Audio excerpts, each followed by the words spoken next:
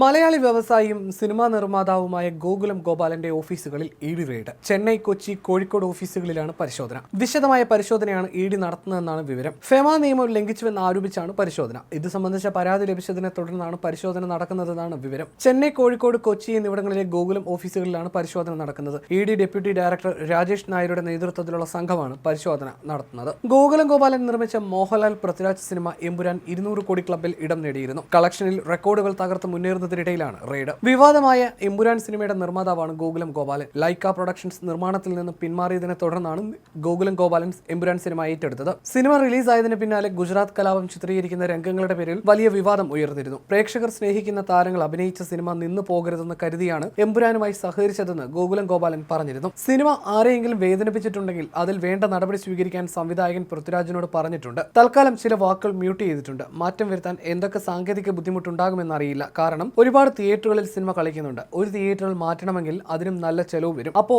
4000-ലധികം തിയേറ്ററുകളിൽ ഓടുന്ന സിനിമയിൽ മാറ്റം വരുത്താൻ അത്രത്തോളം പണം മുടക്കേണ്ടി വരും. ഏകദേശം 40 ലക്ഷത്തോളം രൂപ ചെലവ് വരുമെന്നാണ് തോന്നുന്നത്. പരമാവധി ചെയ്യാൻ പറ്റുന്നത് ചെയ്യണം എന്നതാണ് തന്റെ ആഗ്രഹം.